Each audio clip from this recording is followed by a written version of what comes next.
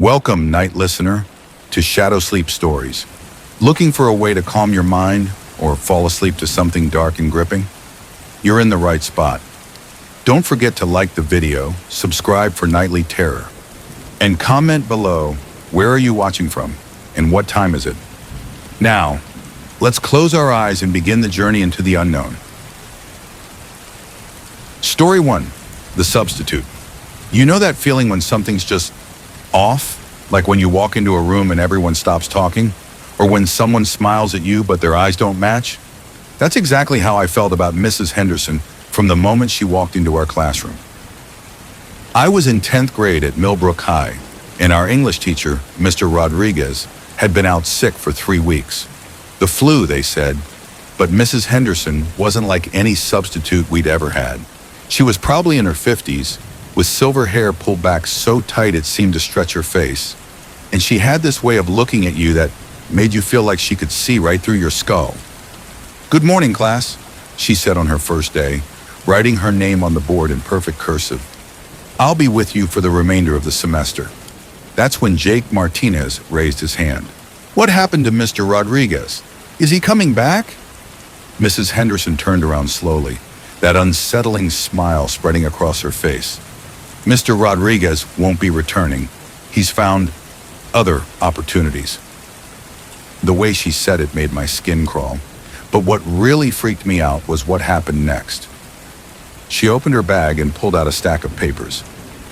"I've prepared individual assignments for each of you. These are specially tailored to your unique qualities." When she handed me mine, I saw that it wasn't just my name at the top. It was my full name, including my middle name that I'd never told anyone at school. Below that were details about my family, my hobbies, even my fears. There was a note that said, "Sarah Louise Chen, afraid of deep water since age 7, dreams of becoming a veterinarian, parents divorced when she was 12. I looked around the classroom. Every student was staring at their paper with the same expression of shock and confusion. Tommy Walsh, the class clown, was actually pale. "How do you know all this?" I whispered to my friend Emma. Mrs. Henderson's head snapped in our direction. "Is there something you'd like to share with the class, Miss Chen?" "No, ma'am." "Good, because I know everything about all of you. That's what makes me such an effective teacher." Over the next few days, things got weirder. Mrs. Henderson would reference things that had happened to us outside of school, conversations we'd had with our parents, arguments with siblings, even things we'd done alone in our rooms. She'd casually mention that Jessica's dog had been acting strange lately, or that Marcus should be more careful when riding his bike on Elm Street. But it was during the 3rd week that things got really scary. Mrs. Henderson assigned us to write essays about our deepest, most shameful secrets. When kids protested, she said it was a psychological exercise in self-reflection. Anyone who refused would fail the class. I wrote about shoplifting a candy bar when I was 8. It felt like a safe secret, embarrassing but not devastating. When I got my essay back, there was a note in red ink. "Interesting, Miss Chen, but what about the fire?" My blood turned to ice. The fire. When I was 9, I'd been playing with matches in my garage and accidentally started a small fire. I'd put it out before anyone noticed, and I'd never told a soul. Not my parents, not my friends, nobody. That afternoon, I followed Mrs. Henderson after school. She didn't go to the parking lot like the other teachers. Instead, she walked to the old part of town, to a house that had been abandoned for years. I hid behind a fence and watched as she unlocked the front door and went inside. The house was supposed to be empty, but I could see lights moving around inside. Not electric lights, something flickering, like candles. I snuck closer and peered through a dusty window. What I saw made me stumble backward in horror. The entire living room was covered in photographs, hundreds of them, all of students from our school. But these weren't yearbook photos. These were pictures of us in our homes, in our bedrooms, in private moments we thought no one could see. Mrs. Henderson was standing in the center of the room, surrounded by burning candles, speaking in a language I didn't recognize. She was holding something in her hands, a small, leather-bound book. As I watched, she opened the book and began writing. With each word she wrote, one of the photographs would shimmer and change. I saw a photo of Tommy Walsh, and as she wrote, his face in the picture began to age rapidly, his smile fading into something hollow and empty. I realized with growing terror that she wasn't just collecting our secrets, she was collecting us, our essence, our youth, our very souls. I ran home and tried to tell my parents, but they just laughed it off. "You have such an imagination, Sarah." When I tried to call the school, they said Mrs. Henderson had excellent references and had been cleared by the district. But I wasn't giving up. The next day, I convinced Emma and Jake to help me. We decided to confront Mrs. Henderson after class. "We know what you're doing," I said, my voice shaking. "We saw the house. We saw the pictures." Mrs. Henderson's smile never wavered. "Did you now? And what exactly do you think you saw? You're stealing something from us. Our memories, our life force, something." She laughed, a sound like breaking glass. "Oh, my dear girl, I'm not stealing anything. I'm simply collecting. You see, I've been teaching for a very long time, decades, centuries, and I've learned that the energy of young minds is the most potent force in the universe." "You're insane," Jake said. "Am I? Tell me, Jake, how do you feel lately? More tired than usual? Having trouble concentrating? Finding it hard to care about things that used to matter to you?" Jake's face went white. He had been complaining about those exact symptoms. "It's a gradual process," Mrs. Henderson continued. "By the time you graduate, you'll be empty shells of your former selves. But don't worry, I'll put your essence to good use. It's what keeps me young, what keeps me strong." "We're going to expose you," Emma said. "With what evidence? A few photographs? An old house? Who would believe you?" But Mrs. Henderson had made one mistake. She'd underestimated us. That night, we broke into the abandoned house. We found her ritual room, the photographs, the leather book. Emma filmed everything while Jake and I gathered the photos. But the book was different. It was bound in something that wasn't quite leather, and the pages were covered in names written in what looked like blood. Names going back decades.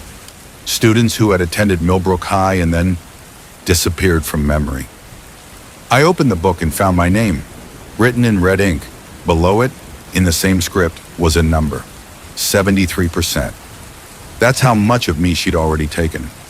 I grabbed a pen and started crossing out names, starting with mine. With each name I crossed out, I felt something returning. Energy, clarity, hope. The photographs began to fade, and I could hear Mrs. Henderson screaming somewhere in the distance. We destroyed everything we could find and ran. The next morning, Mrs. Henderson was gone.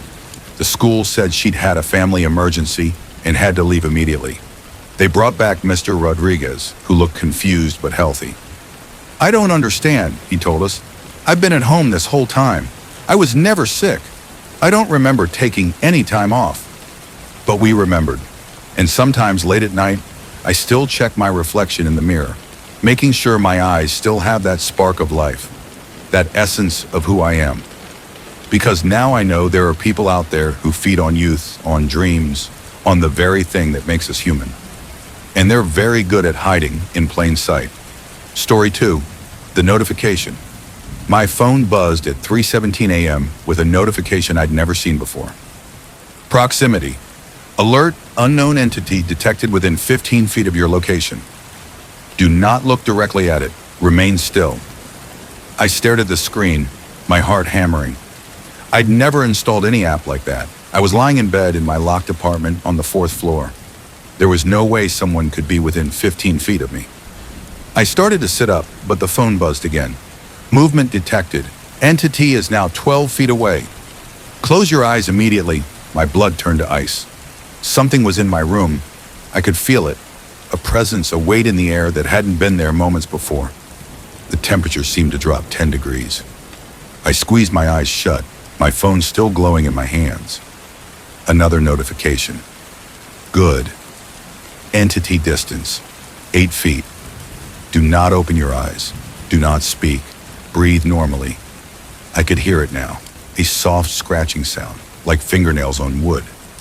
It was coming from the direction of my closet. Entity distance, 5 feet. It is studying you. Do not react. The scratching stopped. In the silence, I could hear something else, breathing. Slow, deliberate, like someone trying very hard to be quiet. But the breathing was wrong somehow. Too long between inhale and exhale. Too wet. My phone vibrated. Entity distance, 3 feet. It is directly beside your bed. Do not move. I could feel it now, something hovering inches from my face. The air moved slightly, as if something was leaning over me. I caught a smell, sour and metallic, like copper pennies left in vinegar. Entity is touching your phone. Do not react. The weight of my phone shifted slightly in my hands. Something was manipulating it, and I could feel cold fingers brushing against mine. The screen dimmed, then brightened again. Entity distance, 1 foot. It is attempting to communicate. The typing indicator appeared on my screen. Someone or something was composing a message. I watched in terror as letters appeared one by one. I know you're awake. My heart nearly stopped. I forced myself to keep breathing normally, to not react, even though every instinct screamed at me to run. Entity is becoming agitated. You must respond or it will escalate. A new message appeared. Look at me. I didn't move. I couldn't. The notification app responded for me. Entity distance, 0 feet. Physical contact imminent. Last chance to respond. I felt something cold and wet touch my forehead, a finger tracing across my skin. The touch was so cold it burned. Please look at me. The desperation in that message was somehow worse than the commands. This thing, whatever it was, wasn't just trying to scare me. It wanted something from me specifically. Against every instinct, I typed back, "What do you want?" The response came immediately. To be seen, to be remembered. I've been alone for so long. Entity is retreating. Distance, 3 feet. You may open your eyes in 30 seconds. I waited, counting down the seconds. When I finally opened my eyes, my room was empty. But on my phone screen was a photograph I'd never seen before. A young woman, maybe 25, with hollow eyes and a sad smile. She was wearing clothes from what looked like the 1990s. Below the photo was a message. My name was Jennifer Walsh. I lived in this apartment before you. I died here 3 years ago. No one found me for weeks. No one remembered me. Thank you for seeing me. I Googled her name.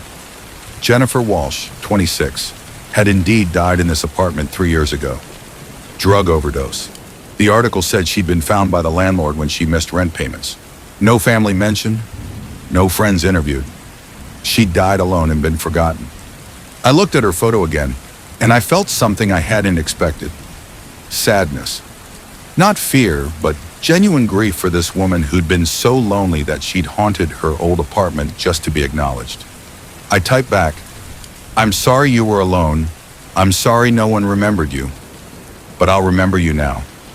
The phone was quiet for a moment. Then, "Thank you. I can go now." The proximity app disappeared from my phone. I never saw it again. But sometimes, late at night, I'll look at the corner where I felt her presence and say, "Good night, Jennifer."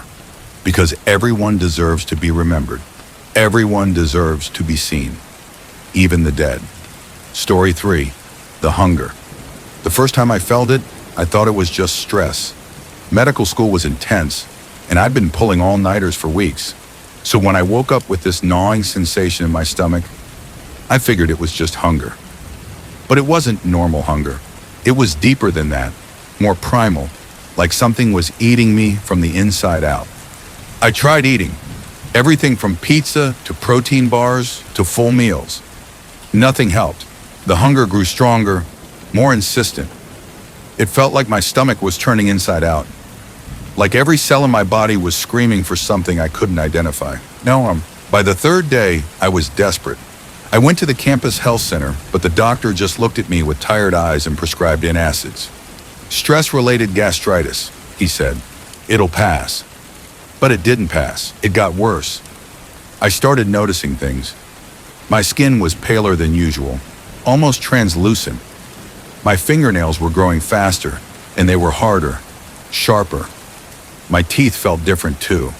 Not painful, just different, more prominent, more pointed.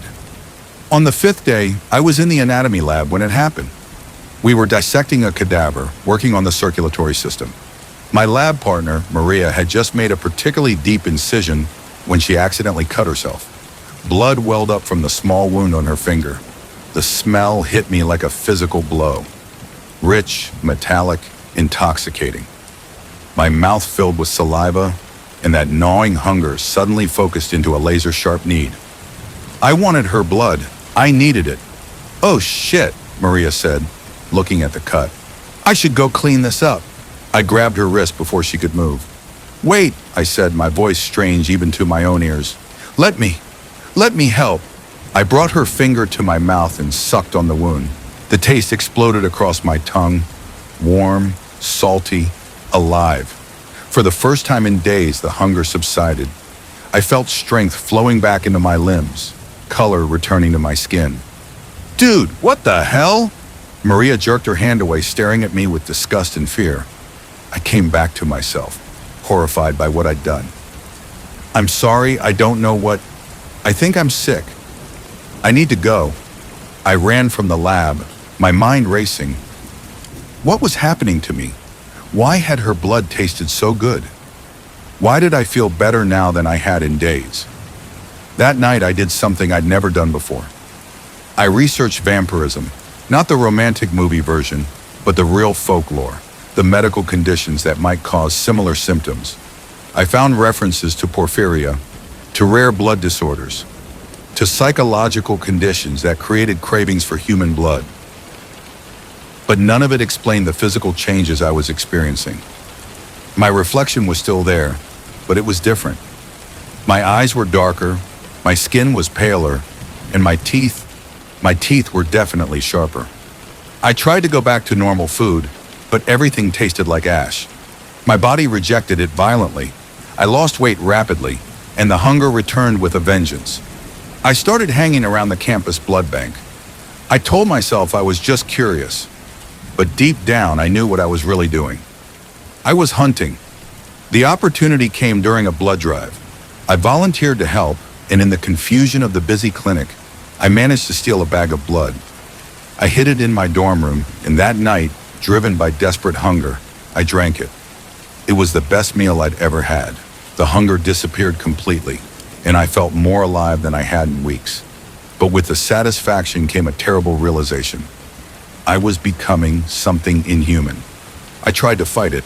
I researched every possible medical explanation, consulted with doctors under fake symptoms, even considered checking myself into a psychiatric facility. But the hunger always came back, stronger each time. And I started to change in other ways. My hearing became unnaturally acute. I could hear heartbeats from across the room. My sense of smell sharpened to the point where I could identify people by their scent alone. My strength increased dramatically. The worst part was the dreams. Every night I dreamed of feeding. Not just on blood, but on life itself. I dreamed of sinking my teeth into warm flesh, of feeling the pulse of life flowing into me.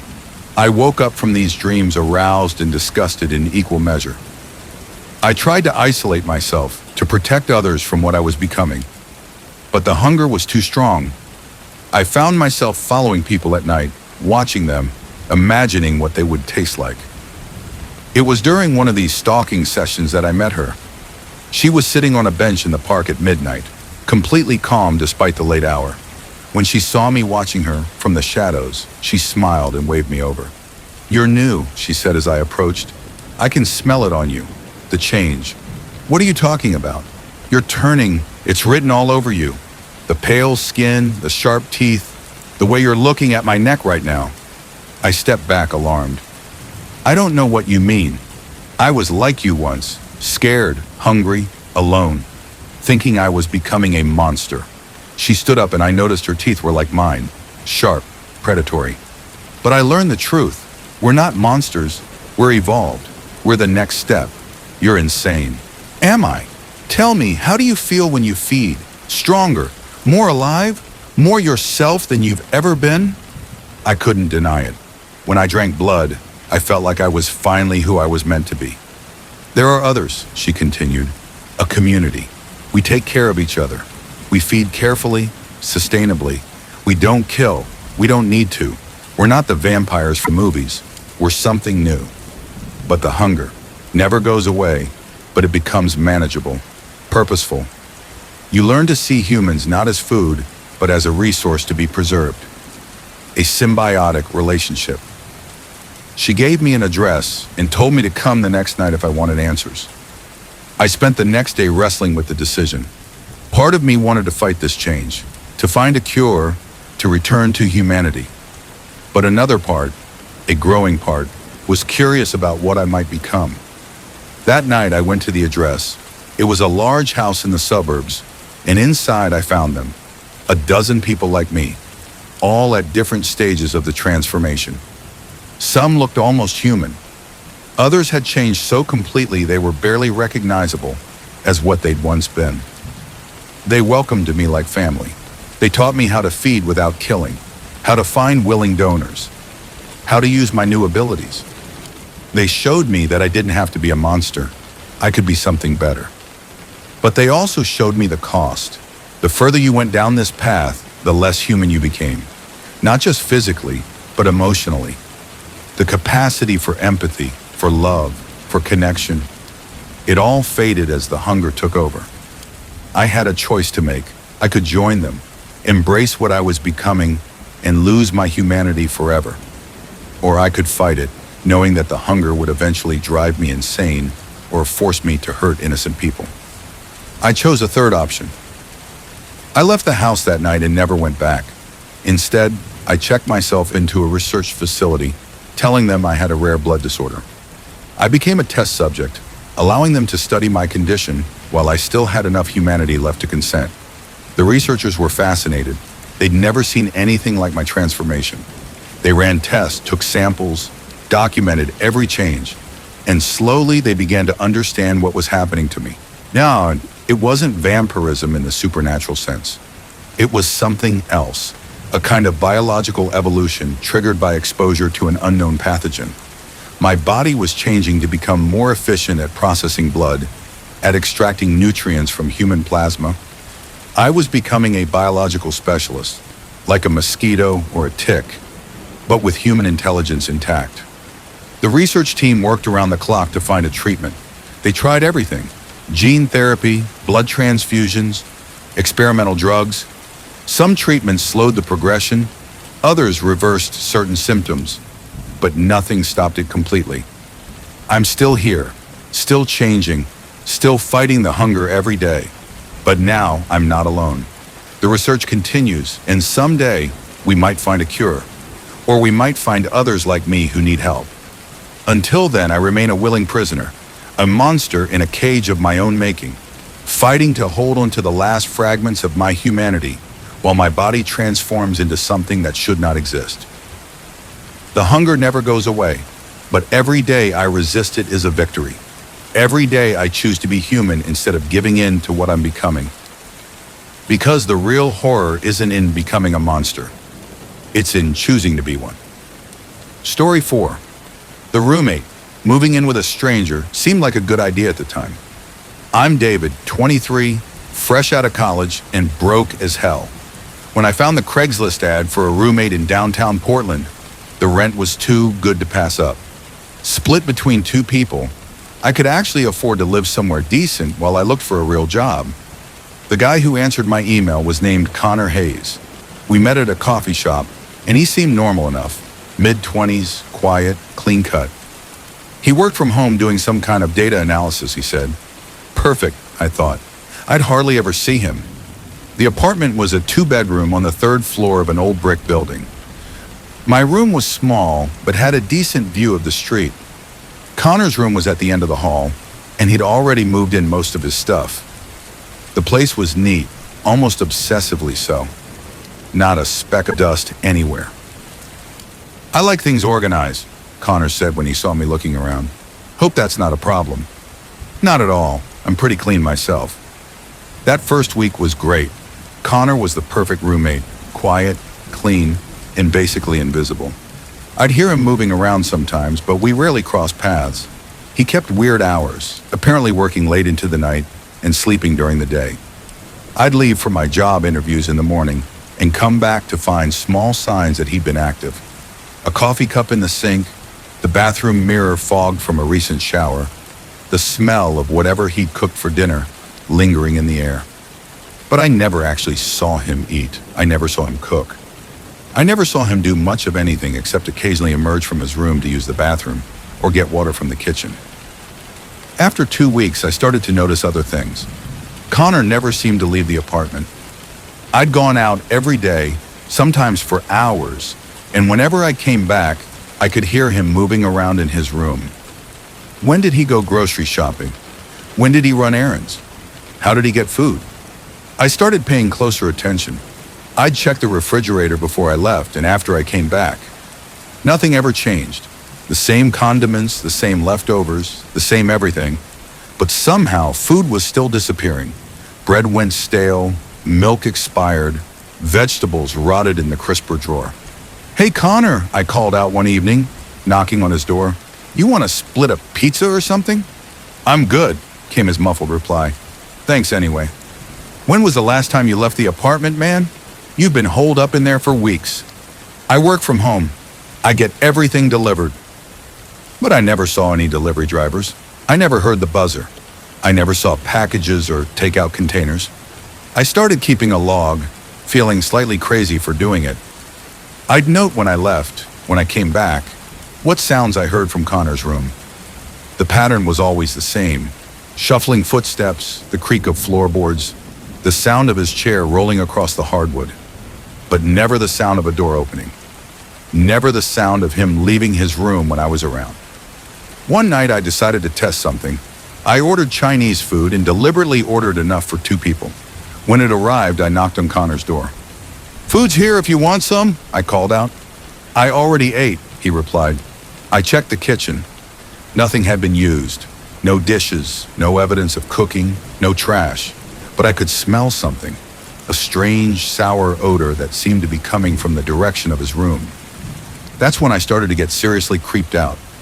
I began finding excuses to stay home during the day, working on my laptop in the living room. I wanted to see Connor, to actually lay eyes on him and confirm that he was real and normal.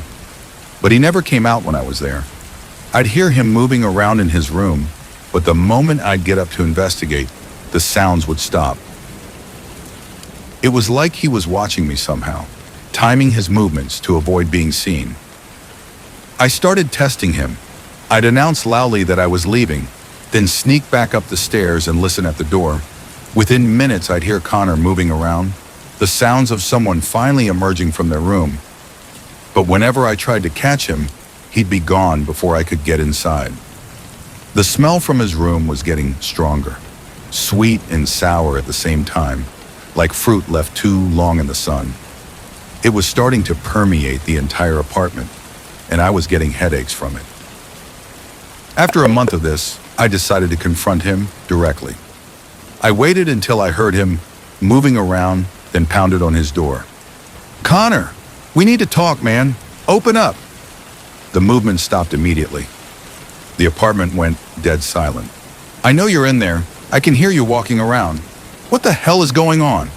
"Nothing. Not even the sound of breathing." I tried the door handle. It was locked, but the lock was just a simple button lock on the doorknob. I went to the kitchen and grabbed a butter knife, then worked it into the gap between the door and the frame. After a few minutes of fumbling, I heard the lock pop. "Connor," I called out as I pushed the door open. "I'm coming in." The smell hit me like a physical wall. Sweet, rotten, overwhelming.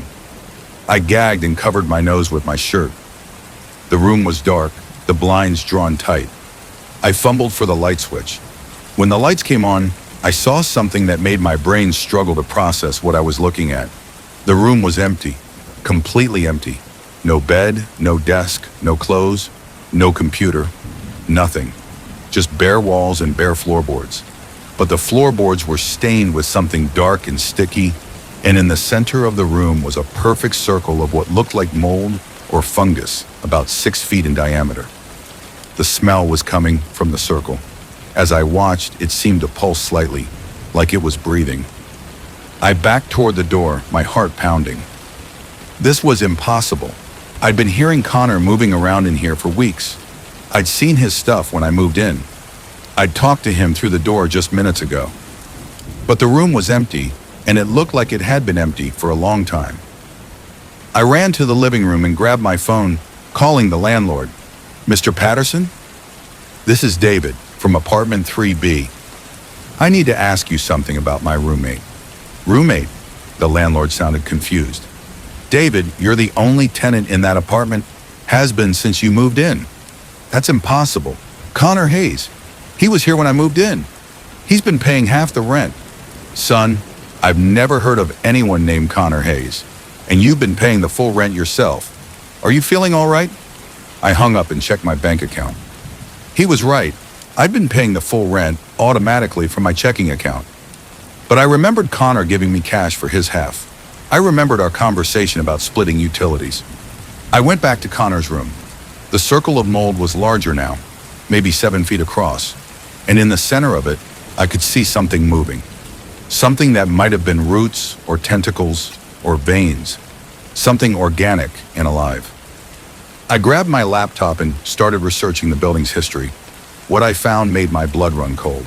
3 years ago, a man named Connor Hayes had lived in this apartment.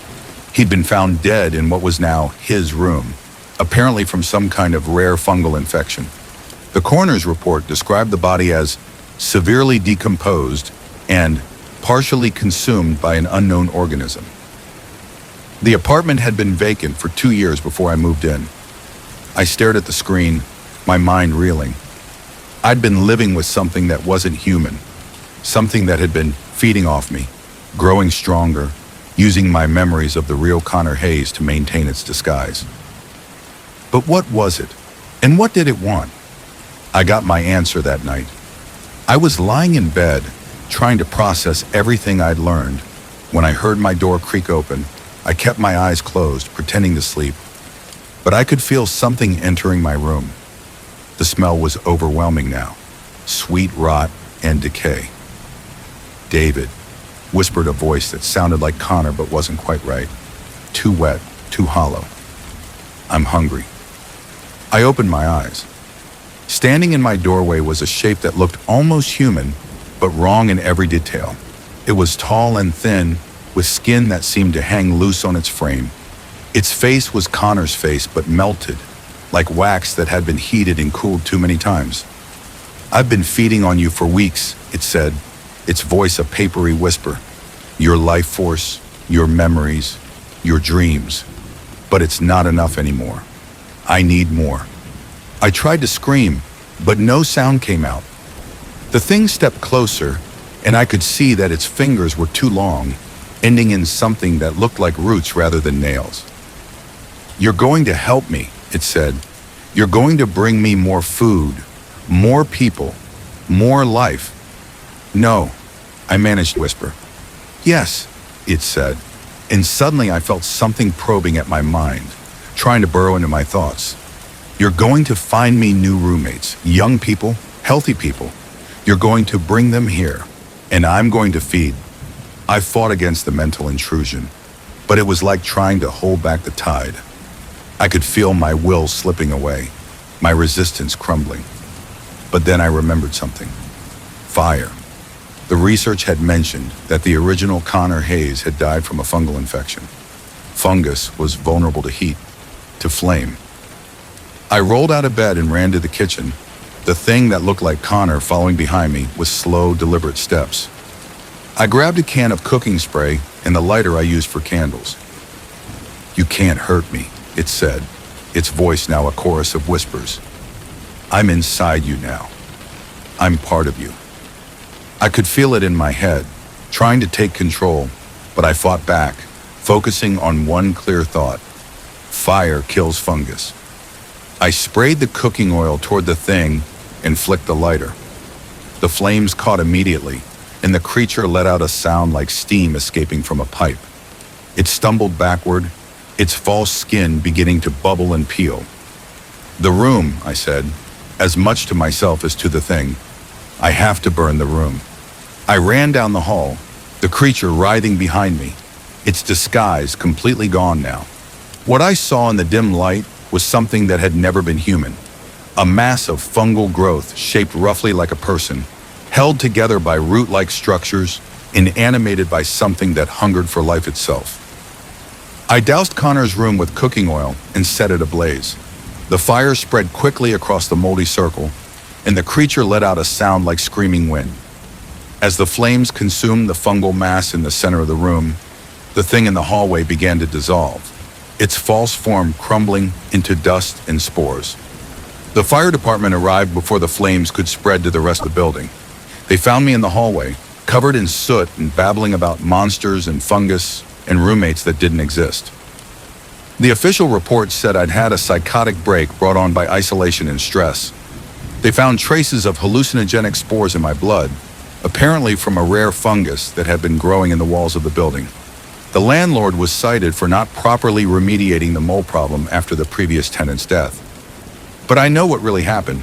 I know that Connor Hayes, or what was left of him, had been feeding on me for weeks, using my life force to maintain its disguise, my memories to perfect its act. And I know that if I hadn't fought back, if I hadn't burned it out, I would have become its puppet, a lure to bring in new victims, new sources of food. I live alone now. I pay my own rent, I do my own grocery shopping, and I never, ever respond to Craigslist ads for roommates. Because I learned that sometimes the people we live with aren't people at all. Sometimes there's something else entirely. Something that feeds on loneliness and isolation and the basic human need for connection. And sometimes the only way to survive is to burn it all down and start over. 3 different nightmares, 3 different fears, 3 different ways the world can turn upside down when you least expect it. Whether it's the slow realization that someone knows too much about you, the terror of being watched by something that shouldn't exist, or the horror of becoming something inhuman yourself. These stories remind us that monsters aren't always what they seem. Sometimes the real terror comes from the ordinary turned sinister. A substitute teacher, a phone notification, a simple hunger that grows into something uncontrollable. If tonight's collection of fears resonated with you, hit that subscribe button and ring the notification bell. We craft new nightmares every week, each one designed to explore a different corner of human dread. Drop a comment and tell us, which story made your skin crawl the most? Was it the psychological manipulation of the substitute, the modern terror of the notification, or the body horror transformation of the hunger? Share your own strange experiences in the comments below. Sometimes the most terrifying stories are the ones that actually happen. And remember, we're always listening for new ideas, new fears, new ways to keep you awake at night. The darkness comes in many forms. Sometimes it's supernatural, sometimes it's all too human, and sometimes it's the thing inside us we're most afraid to face. Until next time, keep your eyes open, trust your instincts, and remember, the most dangerous monsters are often the ones that look exactly like us. Sweet dreams, if you can manage them.